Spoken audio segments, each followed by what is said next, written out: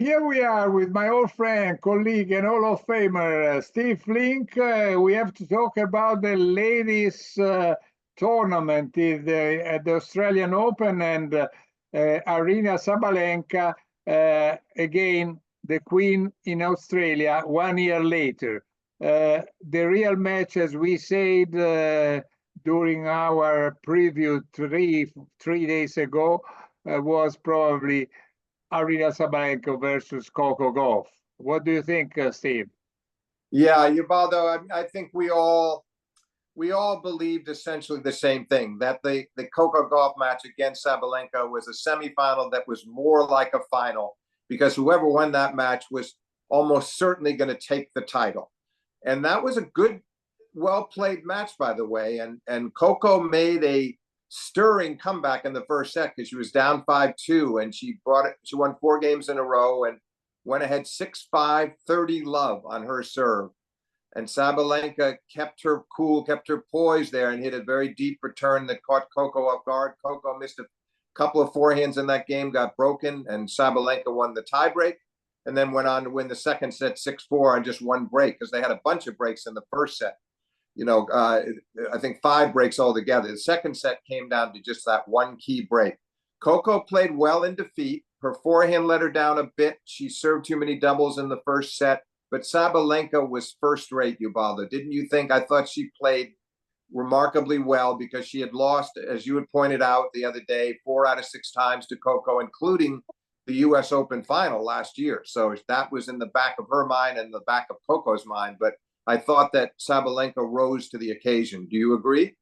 Yes, I do agree. I was expecting some different strategy, to be honest, from Coco Gauff, because as you mentioned the other day, she's capable to run a lot and to play longer rallies. While I thought that this time she was a little bit on a rush. I mean, normally she has a very good coach like Brad Gilbert, and who is capable not only to winning ugly, but also to win smoothly and cleverly.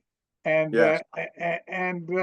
this time, I thought that she should have played a little different. Of course, Sabalenka didn't even make 1 double fault, which is almost unusual for her. I mean, especially if you compare Sabalenka of today with Sabalenka of 2022 or 23. Well, Ubaldo, it's funny you bring that up, because it's reminiscent of what you just said about what in our men's report, what you were saying about Zverev, and how Zverev back in the days in 2020, when he lost the U.S. Open final against Thiem after being up 2 sets, you never knew when he was going to double fault. He get double fault a lot, and Sabalenka was the same way. It got so bad at one point that she started serving underhand, and now it rarely happens. And the other thing to back up your point, though, is not just the fact that she didn't serve a double, but she made so few errors. And maybe that's partially why Coco tried to pursue a more aggressive strategy. I agree with you. I would have liked to seen her try to defend more and test Sabalenka in some longer exchanges. She wasn't able to do that. So in many ways, Sabalenka played this match on her terms, unlike the U.S. Open. Yeah, there weren't many rallies more than 5 shots. I mean, right. And normally, I think that Coco Gauff would have taken advantage of those. So, and I have no idea if it was her who was a little rushing, or if it was also because of Sabalenka hitting hard and being so aggressive. So sometimes, it's like boxing, no? You never know. It depends also with how many punches you get in the face. Yeah, that's true. That's true. But listen, it was a pretty high quality match. Coco felt like she played better in this match than the U.S. Open. It's hard to compare the two. They were different kinds of matches, but certainly Sabalenka sustained her level for 2 straight sets this time and withstood the big comeback from Coco in the first set, and then went on to victory from there. I think she stayed at a higher level in this match than she was able to do at the U.S. Open. And obviously part of the problem she had at the U.S. Open was the crowd was so fervently behind Coco Gauff, who was trying, as an American, trying to win her first major in New York. So this time the crowd was more divided, and I think that also helped Sabalenka.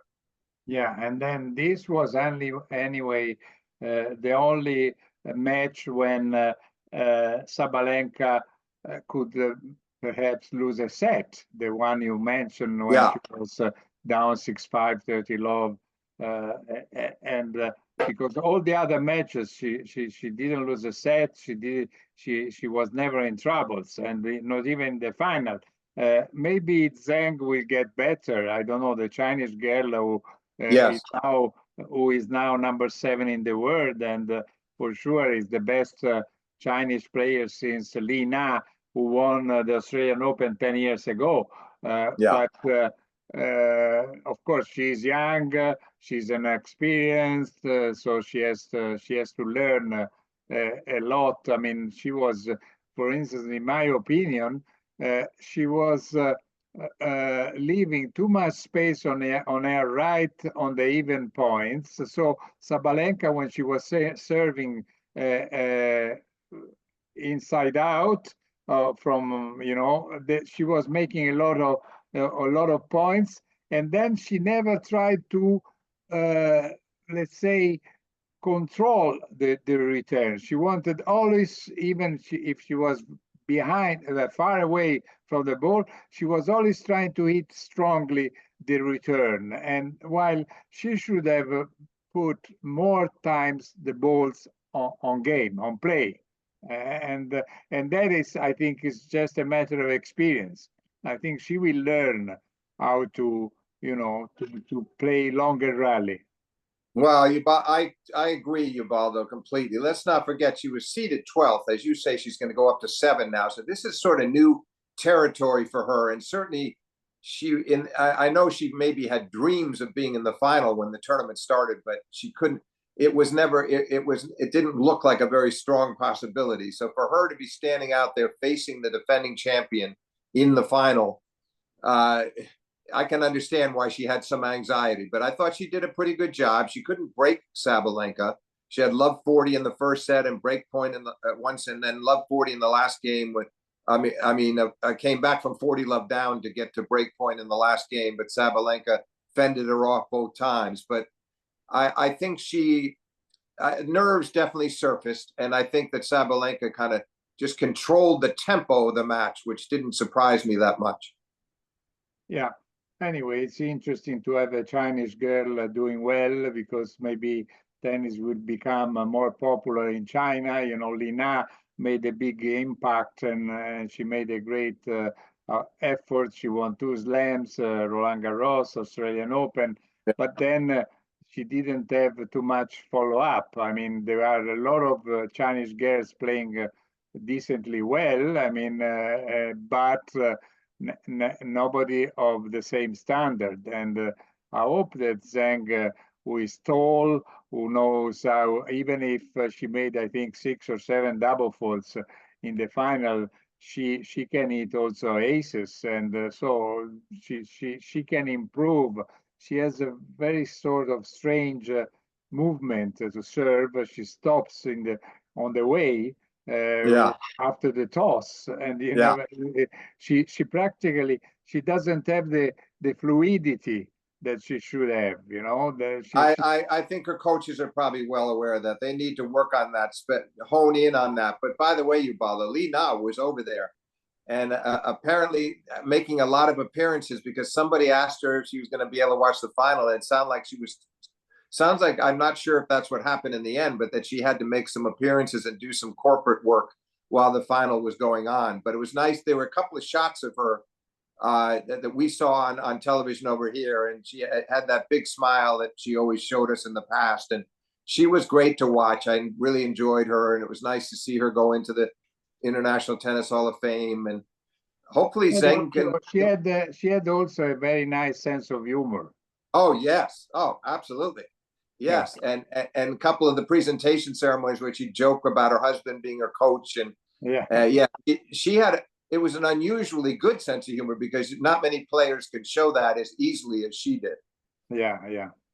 Listen, Steve, thanks a lot for being with me, with Ubitennis, and I love to talk to you all the time, and we should do it more often. We, If you agree, we have to do it more often because it's so much fun, and it's not so easy for me to find people who are almost as good as me talking about tennis.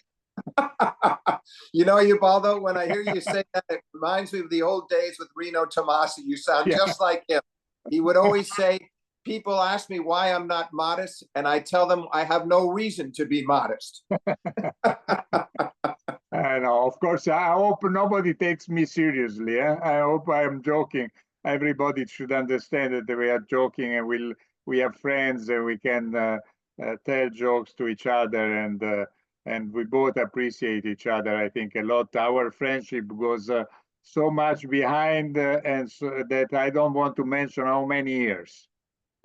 Ubaldo, the old expression back at you, I couldn't agree more. I enjoy doing these and I look forward to the next one. Okay, listen, thanks a lot and see you soon with my thanks to my old friend, colleague, and Hall of Famer, Steve Flink.